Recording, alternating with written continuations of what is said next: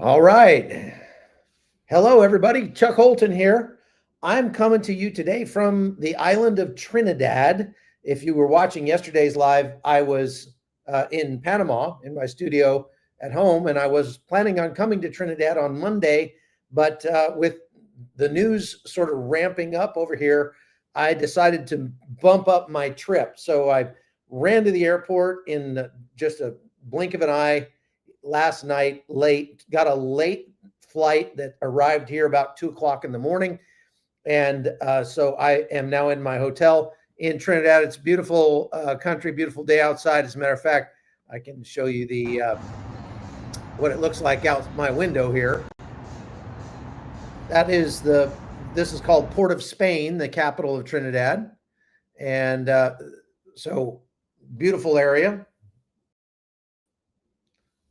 Hello. There we go. Beautiful area, and but it's hot. It's obviously we're in South America here, and only about 5 miles off the coast of Venezuela. So here's the thing I'm going to be talking about today. There's a whole lot going on with Trinidad that we're not hearing about in the news.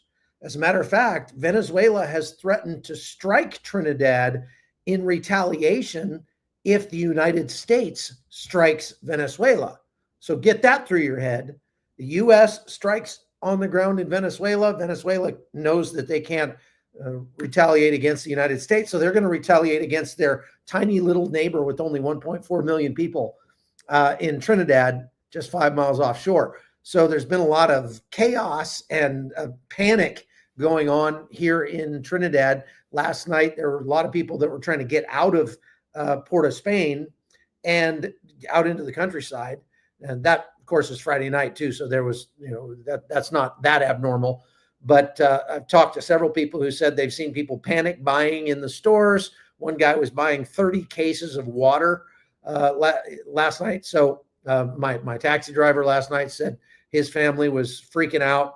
And he said, we don't have any idea what to do in a war. We've never been in a war. We've only got 5,000 troops in our whole army, and they've all been called up. They're on the highest state of alert now. All of them are being sequestered on their bases, including the Coast Guard and the military and the Air Force and everything in Trinidad. So we're going to talk about all of that and whether or not it's actually likely that the United States is going to strike in the next 48 to 72 hours. Before we do that, let's talk about Medicare. If you're on Medicare or you know somebody who is, you got a very short window to act. The annual enrollment period ends December 7th. And after that, you're locked into whatever plan you have. And right now, you don't get any changes, no fixes, nothing until next year. And this is serious because premiums are going up and some Medicare Advantage plans are disappearing altogether. So if you don't review your coverage now, you might end up paying more and getting even less next year. Listen, when I helped my mom as she was trying to get on Medicare, it was a nightmare. Forms, confusion. I feel for people who are in what we call the third age, senior citizens trying to navigate all these forms and everything. And most folks just don't have the time or patience to dig through the hundreds of plan options, thousands, 24,000 different plan options out there. And so that's why I felt good about partnering with Chapter. Chapter takes the guesswork out. They're the only Medicare advisors who review every plan nationwide and then tell you exactly what fits your needs, not what's easiest for them to sell. It doesn't take long. You go through your options in like under 20 minutes, and it's totally free to you. On average, people who use Chapter save about $1,100 a year. So that's pretty significant. If you're already on the best plan, they'll tell you. So don't wait till the last minute. Call 636-812-6714 and talk to Chapter, or visit askchapter.org/hotzone. But it's better to call them on the phone and just talk to a real person, I think. Get it done before December 7th, though, so you can spend the rest of the year not worrying about your Medicare and get that taken care of. So thank you to Chapter for sponsoring today's podcast. Now, the USS Gravely, which is a guided missile destroyer, just paid a visit to Trinidad last week. And now you understand the USS Gravely is in any other part of the world would be a super aircraft carrier. In the U.S. Navy, it's a smaller ship. They are sending the Gerald R. Ford, which is a super carrier, over to this area, and it'll be here probably in another week. But there's already like 13 ships and a nuclear submarine that are in the Caribbean Sea, just off the coast of Venezuela. And that's plenty. That's plenty for what we might end up doing. So the fact that President Trump ordered the USS Gerald R. Ford to leave the Mediterranean and come to the Caribbean and leaving the Mediterranean without a U.S. Battle group for the first time in like 25 years, that's a very serious sign. And look, I know that President Trump is prone to hyperbole and he likes political theater, and that could be all this is. But we don't know. That's just it. We just don't know. So it seems like if President Trump was just trying to make a show of force, that all of the B-52 bombers, B-2 bombers, B-1 bombers, all the F-35s that are flying combat air patrols over the airspace here, all of that would have probably been enough for a simple show of force. It's what they're sending over here is way more than that. And because everybody pretty much knows that we're not likely to be putting U.S. troops on the ground in Venezuela anytime soon. American people just don't have the stomach for that, and there's not really any reason to do it. This is in some ways like the invasion of Panama back in 1989-90, and in some ways not. Back in 1989-90, we already had 22,000 U.S. troops in Panama stationed there permanently.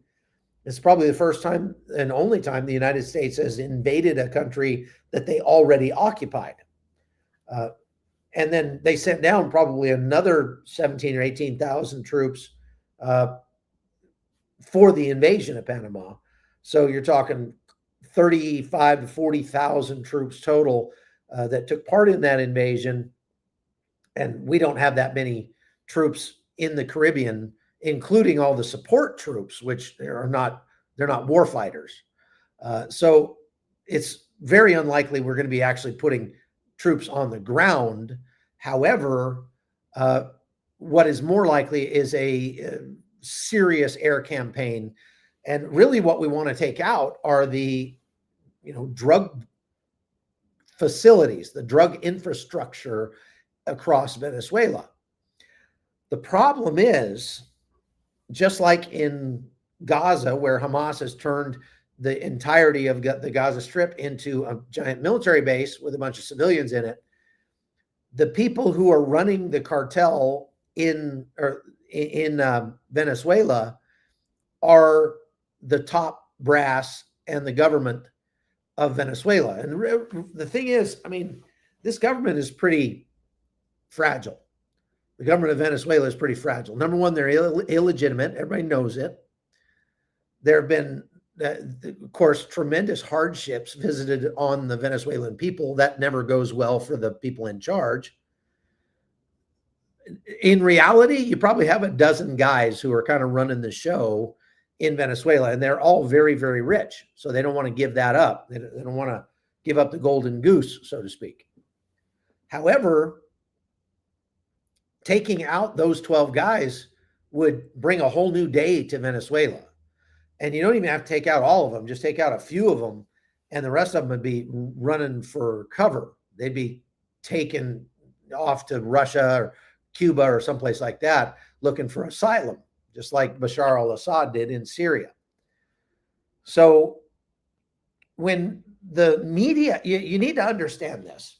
When the media accuses President Trump of trying to foment regime change in Venezuela, that is technically not correct, because getting rid of Nicolas Maduro would be simply getting rid of a thug who is not the legitimate elected leader of Venezuela, so that the legitimate elected leader of Venezuela could move in and take over in his rightful place. So essentially what Maduro did was performed a preemptive coup against the will of the people in Venezuela in the last presidential election by refusing to give up power. He's consolidated power, just like Vladimir Putin has, by making the men around him, the powerful men around him, very, very wealthy, very, very powerful. And they know that that wealth and power comes from Maduro. So it's a criminal enterprise. And they make a lot of money from smuggling not just drugs, and there are plenty of drugs, but people, weapons, fuel, and other, sort of contraband items that get smuggled out of Venezuela at the hands of the Cartel de los Soles, the Cartel of the Suns, which is headed up by Nicolas Maduro, to hear Pete Hegseth and the Trump administration tell it.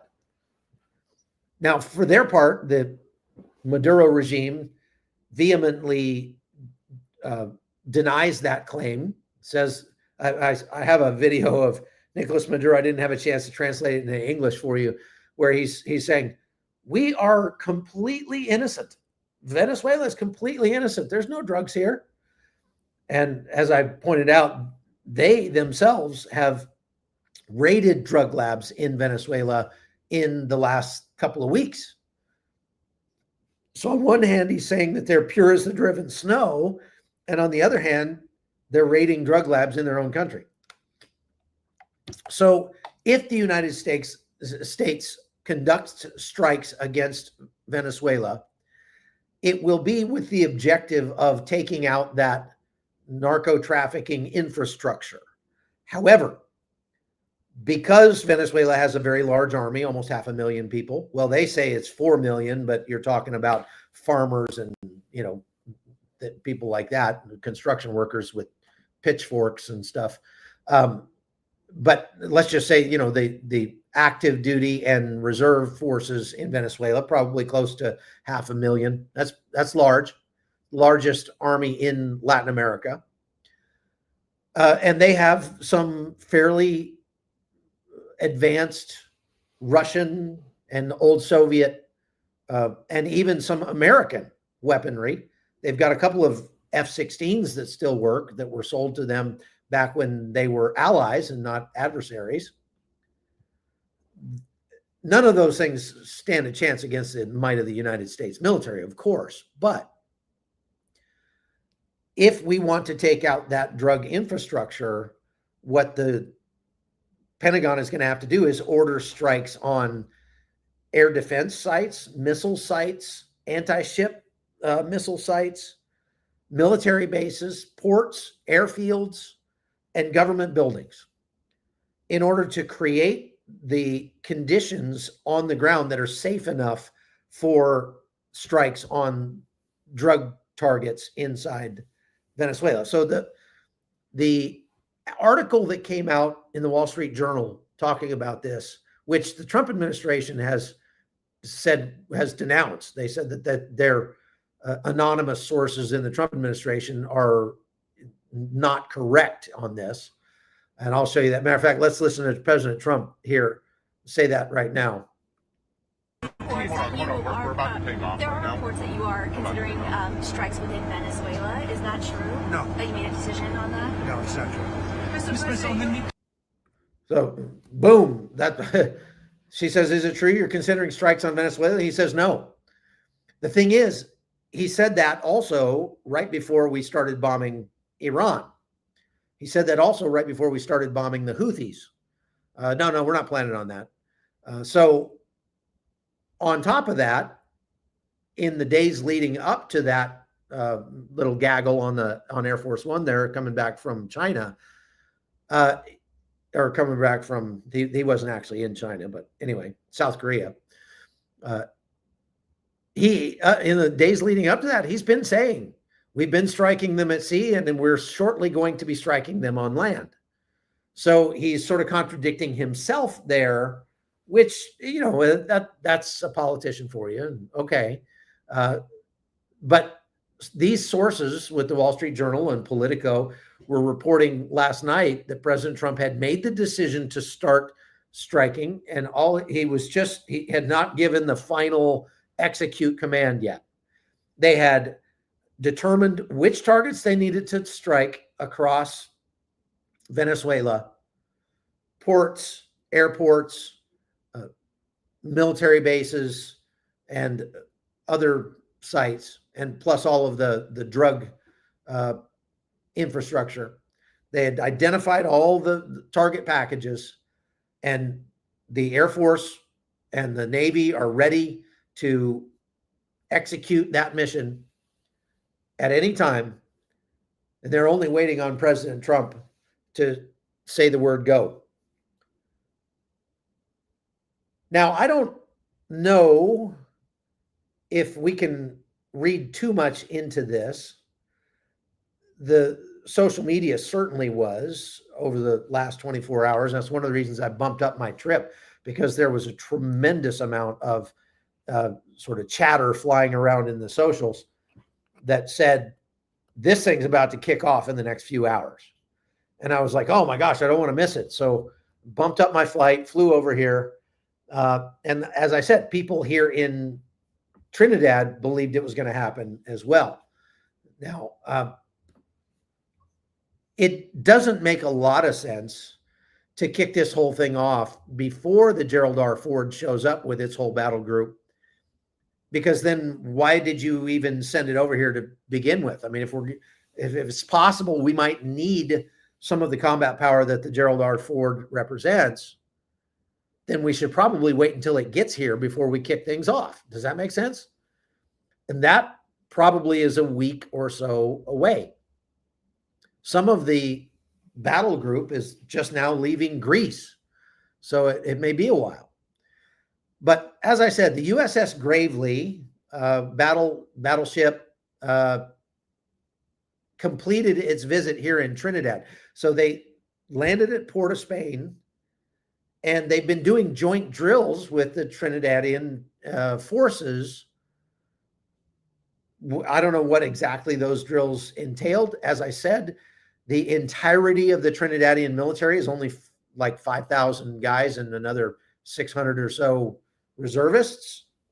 They've all been called up to active duty. They've all been called up to their bases. They had to be standing tall out in front of their bases at 6 p.m. last night for a inspection and everything. And they're now locked down on their bases, which is typically what you do right before a war starts.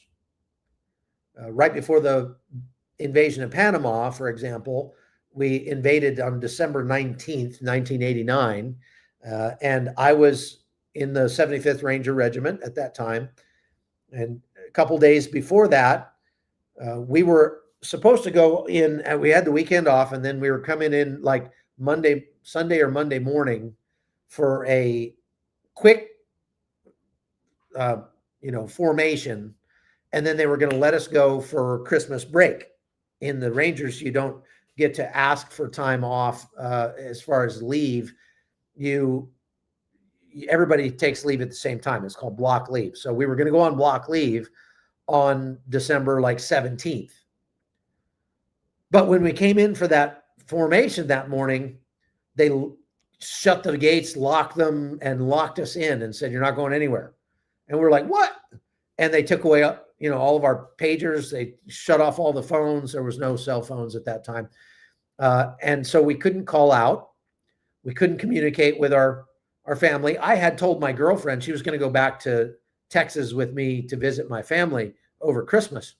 And so I said, I had talked to her that morning, and I said, hey, I'm going to run in, grab some stuff, do a quick formation. I'll be right back. And then we can leave immediately for Texas. And then I disappeared off the face of the earth for several days. She had zero communication from me. And the next thing she knew, she was seeing on CNN that the United States had invaded Panama on December 19th. She spent the next, I don't know, 2 weeks glued to the television in tears, thinking I was going to die at any moment. So anyway, that's how it works. And what that means is the Trinidadian Defense Forces have been raised to a state 1 alert. That's the highest state of readiness. And there's a lot of public jitters that we're seeing on the ground here in Trinidad.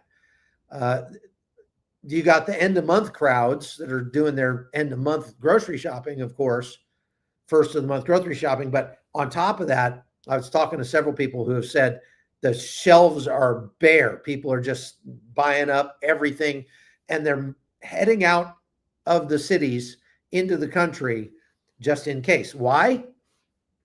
Because Venezuela is very upset at Trinidad for hosting the USS Gravely and for doing joint military exercises with the USS Gravely. As a matter of fact, Nicolas Maduro accused Trinidad of becoming an aircraft carrier for the United States, which, I mean, I understand the word picture, although we don't have any aircraft here that I know of. And all they did was allow a warship to dock in the harbor and did some training with them.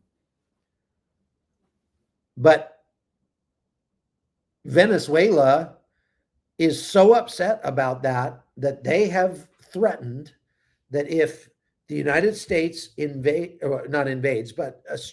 attacks Venezuela, Venezuela will retaliate against Trinidad. And that obviously has people here kind of worried because, they don't know how to, I mean, there's no way they would be any kind of force against the army of Venezuela. 1,000 men against 500,000 men. I mean, it's just not even close. On top of that, Trinidad is so close to Venezuela. If you look at a map, maybe Nathan can, oh no, Nathan can't do that. I got to do it. Nathan's been, I don't have a map up. Nathan has been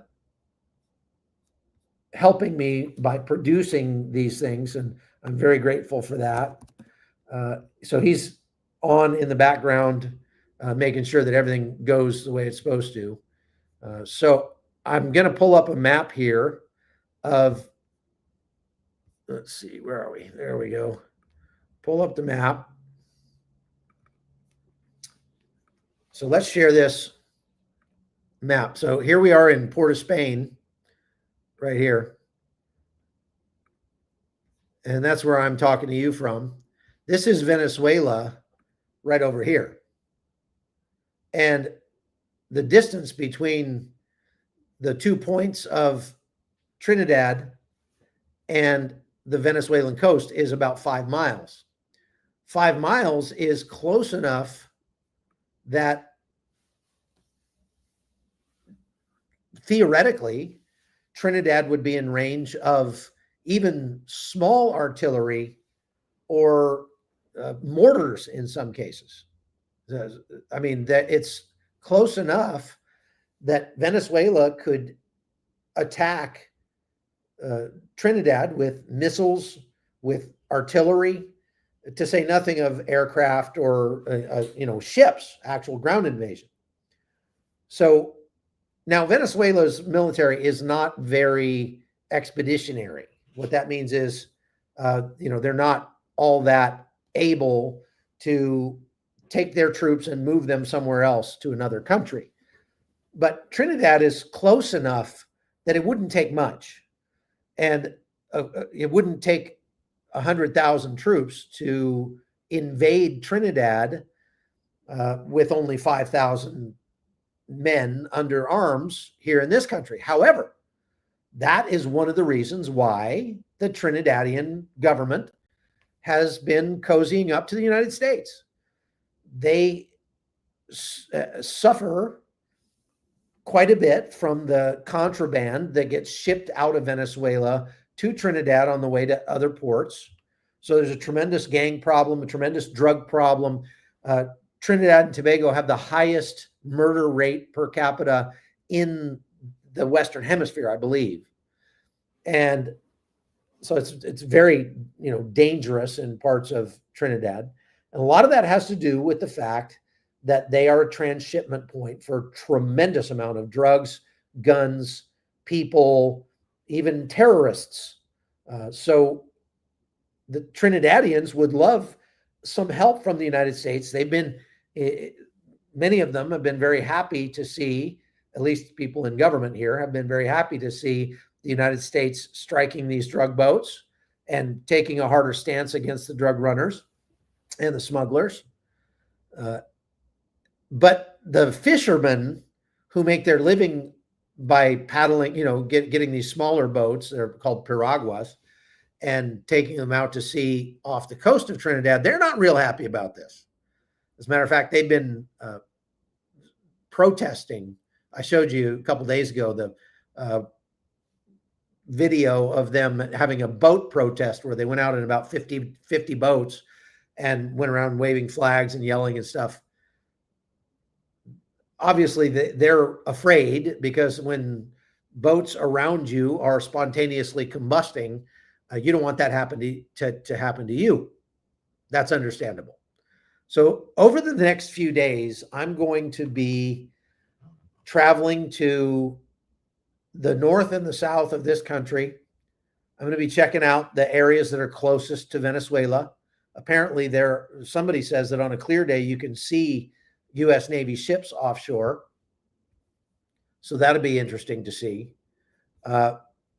And I'll be bringing you the best I can information about what's happening in this conflict. If the Trump administration decides to go hard against Venezuela, then it is going to have knock-on effects here in Trinidad without a doubt.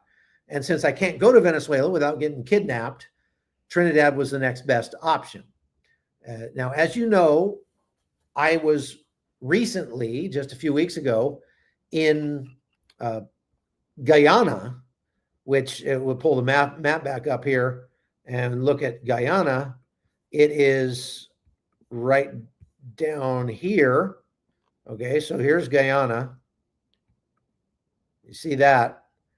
So I'm not far away from there now, but this portion of Guyana on the west side, Guyana is bifurcated by this river right here called the Essequibo River.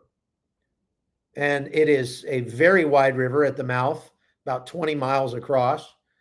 It's navigable for like 60 kilometers upriver all the way to Bartica. And the river goes all the way comes out of like the Amazon region, flowing north. But everything in Guyana to the west of that river, Venezuela says it now owns. They call it the Essequibo region. Venezuela says, yes, that's ours. We've always owned it. Well, back in the beginning of the 20th century, the end of the 19th century, they took that issue to court, and the international court made the decision that no, that land belongs to Guyana.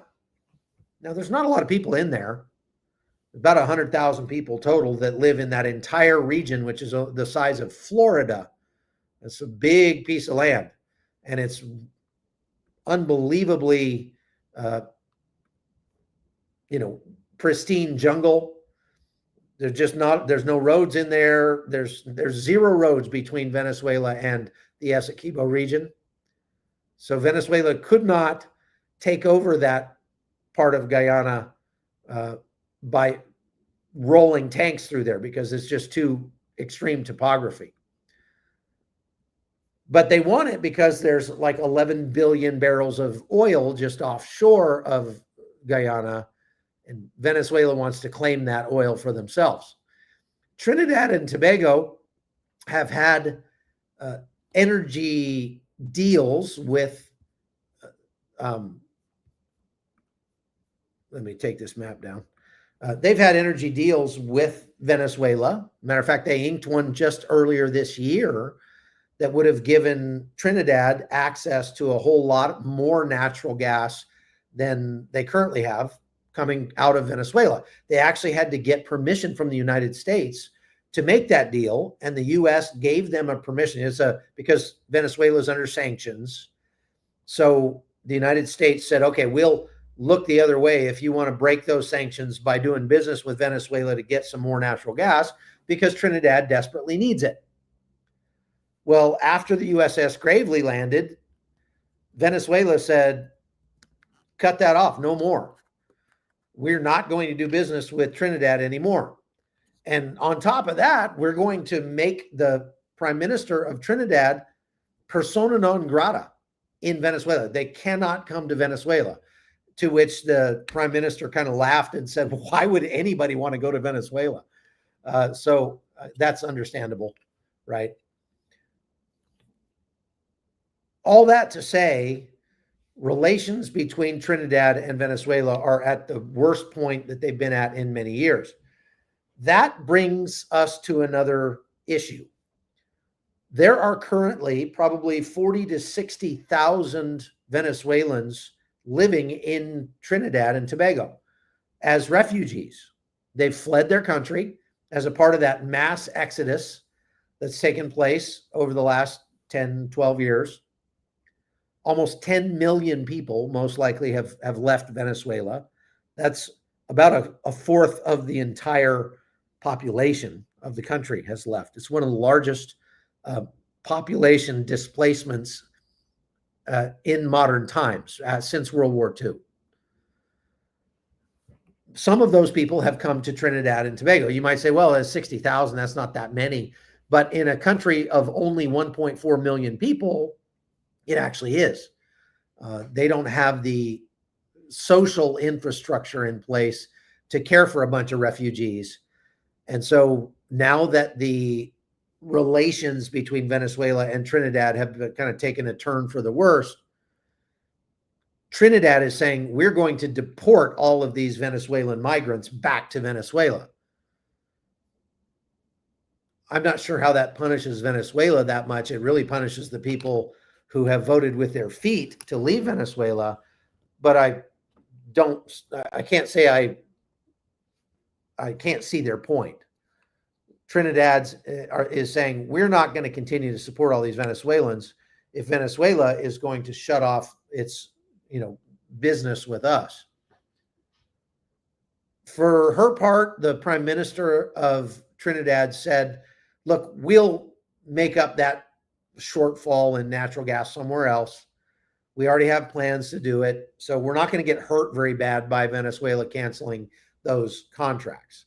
Probably hurts Venezuela more than it hurts Trinidad, because Venezuela is under all these sanctions and they're having a very hard time already economically, and they definitely need more. Hey, thank you, Dwayne. That's very kind of you. Folks, it really means a lot. I love those super chats and super thanks.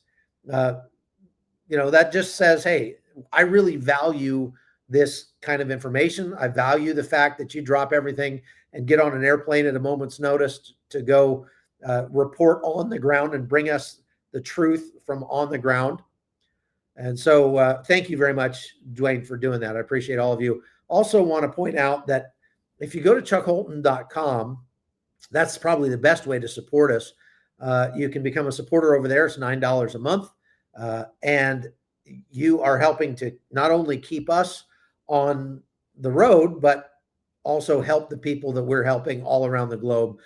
Just sent another slug of money to our single moms they're Venezuelans, but they're in Colombia, trying to keep them from trying to walk through the Darien Gap on the way to the United States, get them started in micro businesses so that they can support themselves and their children.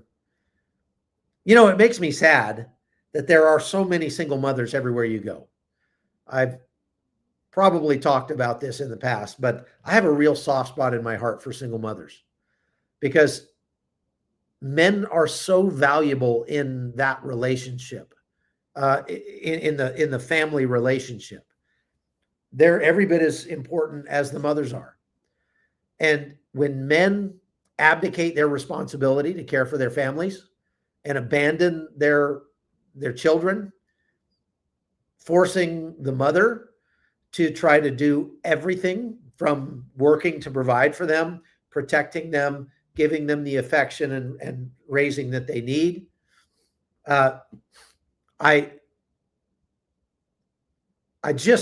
It hurts me when I run into these people who have been abandoned like that. And so I try to help them wherever I can. You all help me do that. So thank you so much. Now, the last thing I wanted to talk about is what if the U.S. strikes Venezuela, what are the likely scenarios here in Trinidad? Number one is the risk of some sort of kinetic retaliation. There's a low chance of that, but there is a non-zero chance of that, right? I mean, if Venezuela were to strike at Trinidad, I think the fact that the USS Gravely was just here training with the Trinidadian forces was our way of sending a message to Venezuela to keep their hands off Trinidad, because if they send some bombs over here, it's going to go badly for them at the hands of the United States military. So there might be some symbolic targets. This is something that North Korea likes to do a lot. If they get mad at the West, what they'll do is they'll bomb some uninhabited island just offshore and, kind of make a fuss. Sometimes they'll even bomb an inhabited island. I was in South Korea one time when some South Koreans were killed by North Korean shelling. And they just do that to make a symbolic strike against America. So Venezuela could strike at Trinidadian fishing boats, Trinidadian military assets. There's some higher likelihood of some like maritime harassment, kind of operating in the gray zone is what I'm saying, where Venezuela's treading right up to the line of making an attack that would cause the United States to retaliate, but not quite crossing that line. Venezuela yesterday put out a call to, over the last couple of days actually, to Russia, China, and Iran, asking for military assistance, saying, please help us. We're about to get attacked by the United States. All three of those countries have made statements that were in support of Venezuela. None of them are going to do anything of major consequence to assist Venezuela militarily. Russia has probably come the closest. We know that there have been some large Russian military cargo jets that have been landing in Caracas over the last couple of weeks.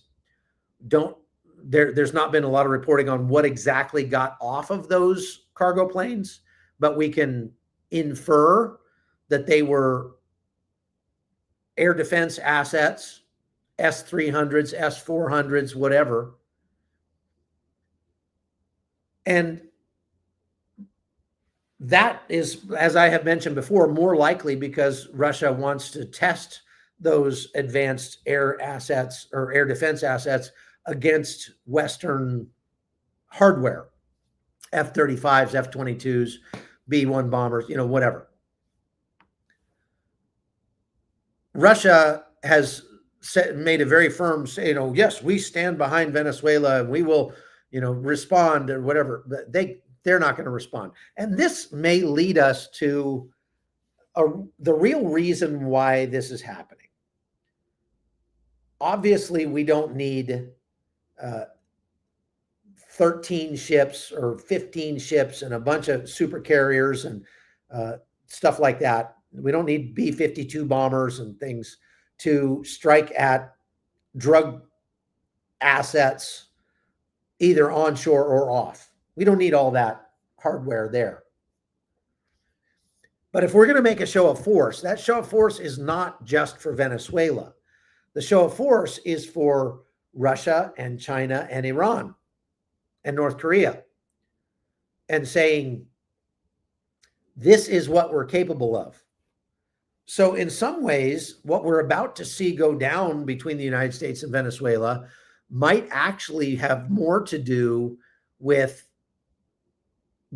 a show of deterrence against those other adversarial countries. And Venezuela is just the playing field for this match, just like Ukraine is the playing field for the war between Russia and the West. Venezuela is very unlikely to get any significant military support. It's not like ships full of troops and stuff like that are going to be showing up from Russia in Venezuela. There's no Iranian battleships that are going to come over here and have a great naval battle in the Caribbean against the U.S. Navy. It's just not a thing. Not going to happen. The Russians might have sent anti-ship missiles to Venezuela, which could pose a threat to the U.S. ships that are offshore. We'll have to wait and see. Now, we've seen over the last 24 hours, or 12 hours, really, American air power ramping up its presence in the region here. F-35s flying combat air patrols over this area. B-52s and B-1s and everything flying down from the United States and flying right along the coast of Venezuela. I've told you before that this is a strategy to prepare the battle space, because what they're doing is getting the Venezuelans accustomed to saying, oh, here comes some more American airplanes, and they always just fly right by us and, you know, flex their muscles and then leave. So yeah, just another day. Well, one of those days, those planes actually turn south and start dropping bombs. So it gives us the ability to sort of recreate a sense of surprise with the Venezuelans. So it's not strange to be seeing that. But what we saw yesterday does show that the time for action is getting closer. And that is GPS jamming and other electronic interference in this area. This is called the Gulf of Paria. Pull up the map again. This Gulf that is between Trinidad and Tobago and Venezuela is called the Gulf of Paria. The Gulf of Paria was being heavily jammed with GPS jamming and electronic jamming last night. As a matter of fact, I was a little concerned flying from Panama over here, because my flight from Panama went, if we scroll out here a little bit, you can see Panama here, and my flight went right across Caracas to the island of Trinidad. We could see Caracas out the window as we were flying by last night. And I was thinking, with all this interference, all this signal jamming, and everybody's at a hair trigger, you know, waiting for American air power to fly over, I sure hope that I was actually praying on the plane last night. I don't usually pray on the plane, you know, for safety, because planes are very safe. But last night I was praying on the plane, like, Lord, please don't let those air defense operators in Venezuela get too trigger happy and end up shooting down a commercial airline. Fortunately, that didn't happen, but you can see that things are getting more and more serious. And so we'll just have to, I'll keep you updated. Make sure that you're subscribed to the channel and that you have the notification bell clicked there, so that when I'm about to go live, you can get notified, because the next few lives I do might be some real breaking news. So we'll have to wait and see. All right, now I want to go to some questions. So Dr. Daniel Reynolds, thank you for your $2. I appreciate that. All the tips are, matter of fact, I don't even have to pay taxes on tips now. So I really love the tips. These qualify as tips, actually. Seth Spence says, hey, if you allies don't know what we're going to do, what makes you believe our enemies do? I'm not sure what you mean by that. I mean, are you saying we are so undercover, even we don't know what we're about to do? And that's a valid point. We're so covert, we don't even have any idea what we're doing. Ray Wren says, if they strike in the air, aren't they going to have people on the ground to verify we accomplished this mission? No, we can verify that with satellites or drones flying overhead. We don't necessarily have to have people on the ground to do a battle damage assessment. Good question, though. Klamath River Media says, I saw on X that Venezuela requested military aid from its allies. Yes, they did. And I already talked about that. North Korea said they would send missiles or missile parts or whatever over here that would allow Venezuela to strike the United States, to which I would, if I was president, I'd say, bring it. Bring it. You want to try to strike the United States? Just mess around and see what happens. Okay. Jason Holton, thank you very much. Nice last name. I like that. John Babcock says, will Tanzania be in the cards? A new trip down the road. I don't have any plans to go to Tanzania at the moment. Janie says, will Oscar be joining you in Trinidad? It turns out, because I had to leave early and come over here right away and all that, Oscar's not going to be able to make it here in time.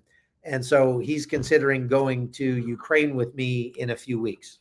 I haven't 100% decided, but we're thinking about going to Ukraine after I go to Armenia here. I have to interview the Prime Minister of Armenia on the 14th or 15th, something like that, in November. Dwayne Cook says, do we know how far out the carrier is from Venezuela? We know that it takes about 10 days at max speed for them to make it to this area from Croatia, where they were when they were ordered to move. That doesn't mean that they'll be here in 2 weeks. It could take them longer than that. They have to do things called replenishment at sea and stuff like that, where they can't go quite as fast as they normally would because they're adding fuel or they're adding supplies to the ship from another cargo ship. So anywhere between 10 days and 2 weeks from when they were originally ordered over. And so they could be here maybe in the next 7 days. Kayla Barnes says, not relevant to the topic. I'd love to hear more about how those single mothers are doing. Well, it's pretty cool because if you've been following this for some time, some of our single moms that we were supporting got swept up in a wrong place, wrong time kind of thing and got actually put in jail. And we had to try very hard to get them out of jail. And so during the time that they were in jail, their children were just kind of left.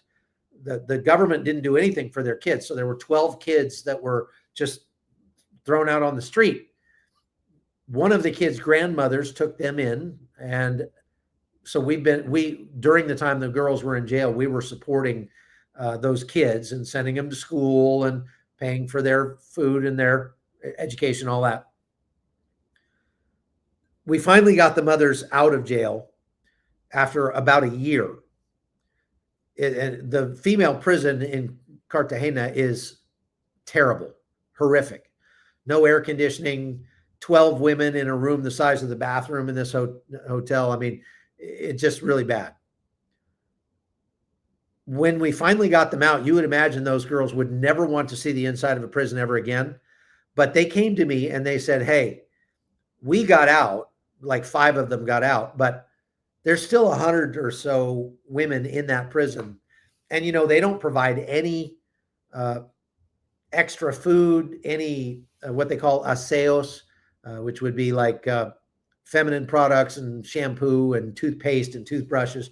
The prison doesn't provide any of that stuff. So if those girls are going to get anything like that, they have to have somebody send it to them. So the girls that we were supporting who had just gotten out of prison said, you know what, we want to go back in and start doing a ministry to those girls that are in the prison. So we want to take them dignity kits that have shampoo and, maxi pads and, all that kind of stuff, and take it in there and hand it out to these girls and excuse me, and then bring in a pastor to preach to them and bring them the gospel. So we've been supporting these girls in that ministry now for several months, and it's going very well. We're up to about 120 women that we're helping out in there. And there's been some real incredible movement in terms of women making professions of faith, etc. We also have helped those women that got out of prison to start businesses where they're now able to support themselves to a much greater extent than they were before. And they don't have to go out and work on the streets to do it. So if you'd like to help those girls, we take a large portion of the donations that come in on Locals and here on YouTube and use it for programs like that. We're doing that not just in Venezuela, but we have things in Panama. We have things actually, we just paid for a similar dignity kit outreach to the women's prison in Panama, where we live, through a friend of mine and one of his organizations.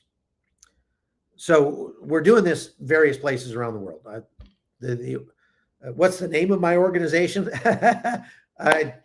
It's just the Hot Zone. We didn't set out to make this a ministry. It just sort of ended up that way. I'm a journalist by trade.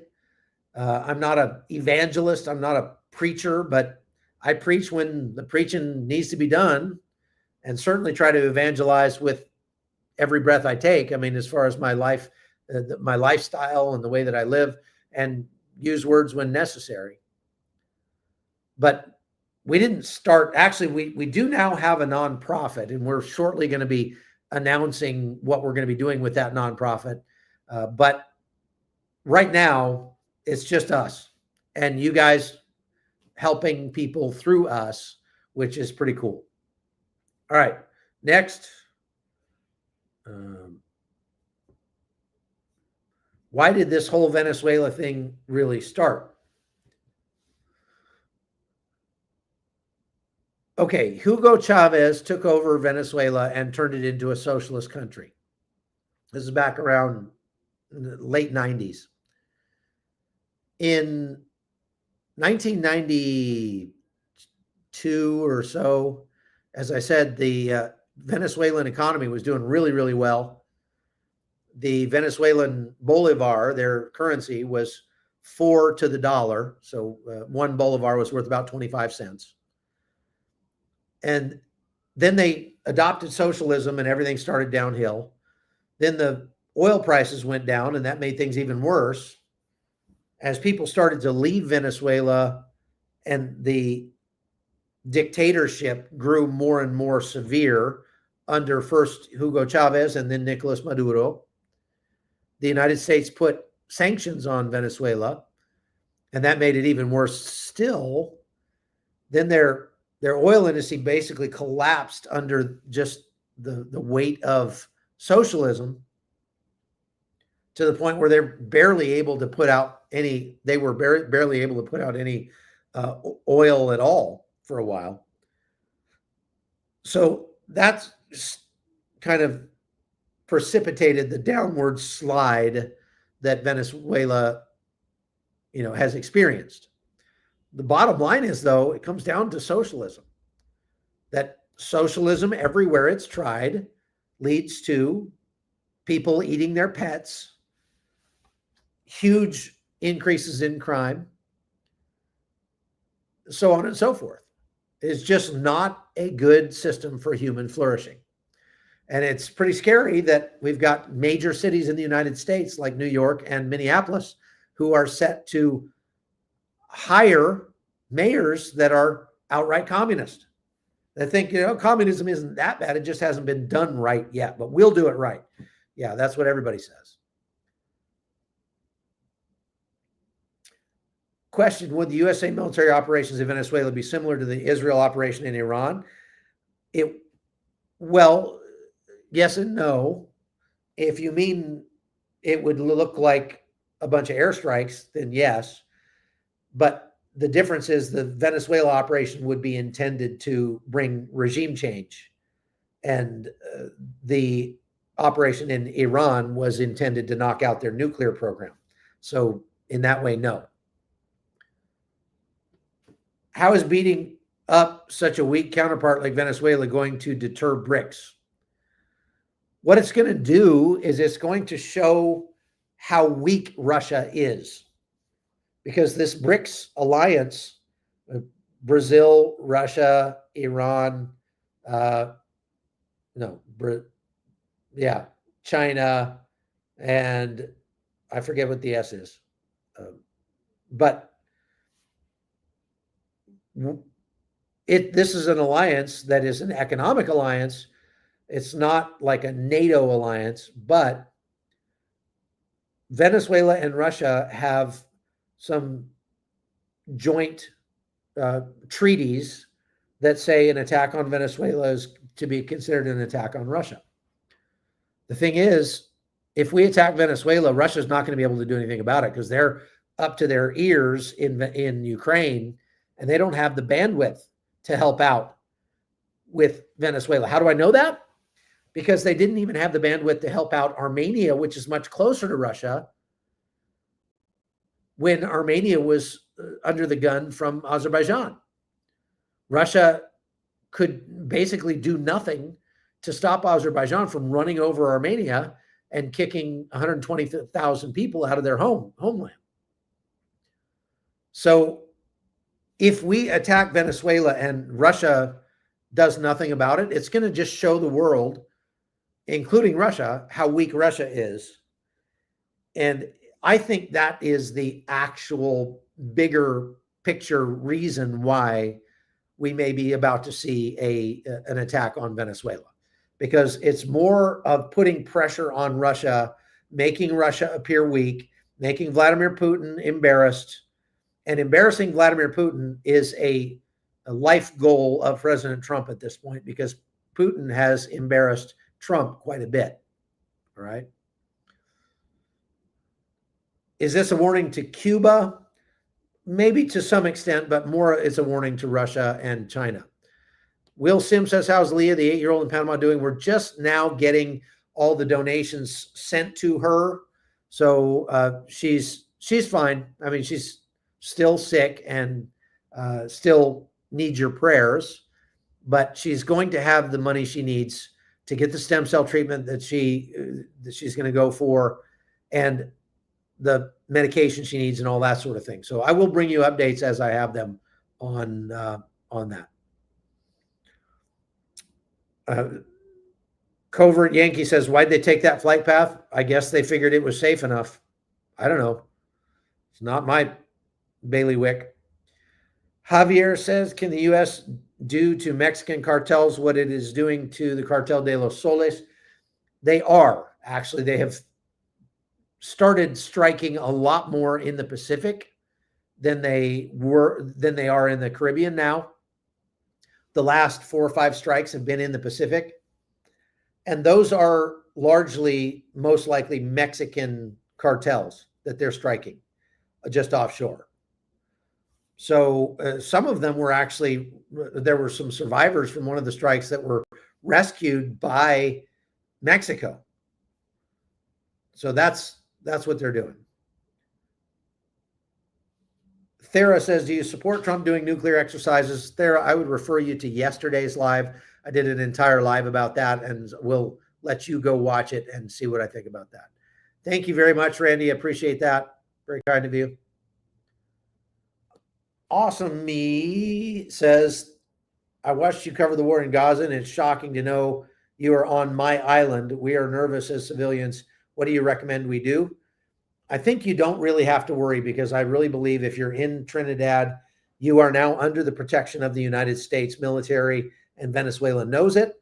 And so Venezuela is unlikely to strike at Trinidad. The only thing I would say is maybe stay off, stay out of fishing boats. Don't be in those areas that are closest to Venezuela at this point. I'm going to go in there, but I wouldn't recommend you do it. Engineered for Life says, will this be easier or harder than the fight against the Houthis? Likely harder. Hopefully more effective. Thank you, Thomas. That's kind. Cheryl says, I feel like I missed a very important live today. Are you able to give a quick summary of the points covered today? Okay. President Trump is rumored to have gotten to the point where the Pentagon has chosen all the targets they want to strike in Venezuela, and they're just waiting for the final go-ahead by President Trump. President Trump, for his part, says, no, I'm not planning on striking Venezuela in the next 2 days. But he said that about Iran as well. So that might just be political posturing, and it might not. There are a lot of indicators that are showing up in terms of chatter, everything down to the number of pizzas that are being ordered to and delivered to the Pentagon. That usually right before there's a big military operation, you get a spike in the number of pizzas that are being ordered and delivered into the Pentagon because people are pulling all-nighters. There are actually places online where you can see how busy each pizza place is, and there are people who track that, and they say that there's been a big spike in number of pizzas ordered to the Pentagon lately. So things like that point to an imminent operation. It might sound silly, but it actually has been fairly accurate. Also, the GPS jamming that's been going on around here is certainly another indicator. The increasing number of U.S. aircraft that are flying around off the coast of Venezuela, that's another indicator. So an unnamed White House source told the Wall Street Journal that President Trump is going to give the go-ahead to strike Venezuela in the next 48 hours. And that's why I'm here in Trinidad, to see if I can be here when and if this thing kicks off. So that's the best update I can give you there. Covert Yankee says, is the end game to remove Maduro? Yes, it is. Thank you, Diane. I appreciate that. You're very kind. Thank you, Dwayne. You too. Robert says, permanently install U.S. bases in Venezuela after the shock and awe strike would be wise. Probably not. That'd be expensive, and we don't need to have U.S. troops in Venezuela. What about Marguerite Island? Well, it might get bombed too. Thank you, Christina Mina. I appreciate you, and we will send that on to the Colombian girls. Cheryl Miller says, are there other ways to support some of your ministries in ways other than financial support? Yes, you can pray. Please do pray that these girls will be able to get to the next stage of their lives, that they will come to a closer faith in Jesus through doing this, and that this ministry will grow to include more people. Prayer is always the most you can do, Cheryl. Alejandro Lopez says, what MAGA wing will Trump act in accordance to the preemptive war supporters like Iran or the no foreign wars one? Hi from Venezuela. Good question. And you have a point, Alejandro. There are two opposing wings of MAGA at this point, one that is for action in this region and one that is against it. One thing that Tucker Carlson said the other day, which was ridiculous, he said this in an interview on X, is that why are we attacking Venezuela? Venezuela is one of the most conservative countries in the Western Hemisphere. Abortion is illegal in Venezuela. Gay marriage is illegal in Venezuela. So why would we strike Venezuela? Well, and Tucker went on to say that Venezuela is one of the only countries in the Western Hemisphere where abortion is illegal and gay marriage is illegal. That is patently untrue. Of all the countries in Latin America, in the Western Hemisphere, only 11 of them allow gay marriage. 24 of them do not, to include Panama. Abortion is illegal in most of the countries in Latin America. And only a few allow it in the cases of rape and incest and things like that. So Tucker Carlson, as usual, was very, very wrong. And he represents a wing of the conservative party that is out there. And so we'll have to see what President Trump, who he sides with, although he's not got a lot of love lost with Tucker Carlson lately. Corey says, didn't Russia just say they were going to put nukes in Cuba? Yeah, they've talked about it. And a lot of people say, oh, well, the United States put nukes in Turkey. Therefore, Russia, that was what precipitated the Cuba Missile Crisis, was that Russia was just doing a tit for tat by putting missiles, saying they were going to put missiles in Cuba. Well, there's more to it than that.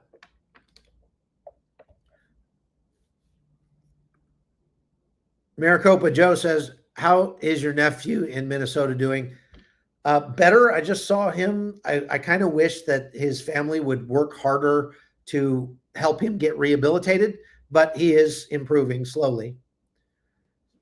GJP2 says, do you think if war breaks out between USA and Venezuela, then Russia will move against NATO? No, I don't. Russia is up to its ears in Ukraine, and they don't have a lot of margin left. Engineered for Life says, how do you keep your stomach from getting sick during your travels? I don't worry about it a whole lot. I have a pretty iron constitution. I can eat pretty much anything and not get sick. I have a very robust immune system, I would say.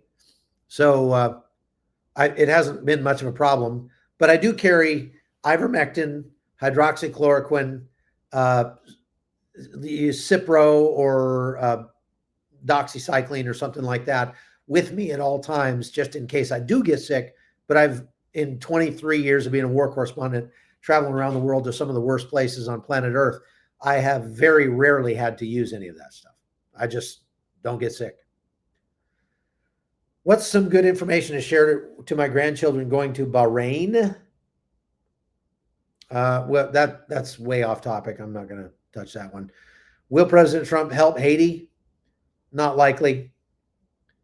Do you think we're reinforcing the Monroe Doctrine? Kind of. Yeah, we kind of are. Thank you, Patrick. I appreciate your $10 there. That's very kind. Pat says, should we be on a boat or plane during the next 24 to 36 hours? Just don't be on a boat or plane that's in the vicinity of Caracas, and you're probably all right. How would the U.S. Virgin Islands be used during this?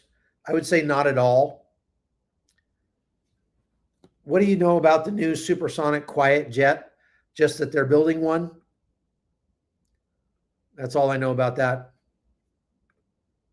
What do you know about? Okay, I already got that part. Trinidad under America's protection. That's right.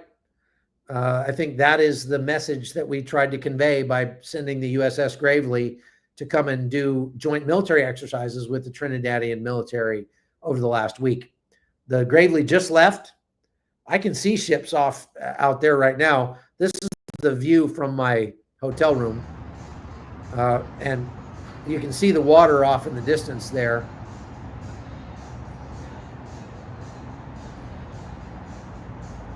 And I can see some ships out there, but I can't tell what kind of ships they are or anything like that. Mark, thank you very much for that. 10 euros. I appreciate you. And we will put that to good use. Okay, folks, we're well over an hour, so that's all I've got for today. Thank you very much for watching. And if anything happens, I will be on tomorrow. If nothing happens, I might not be on tomorrow. So make sure that you're subscribed to the podcast, because if you see a notification that I'm about to go live tomorrow, you can bet there's something worth talking about. So stay tuned. And thank you very much for being a part of the Hot Zone. We'll see you next time.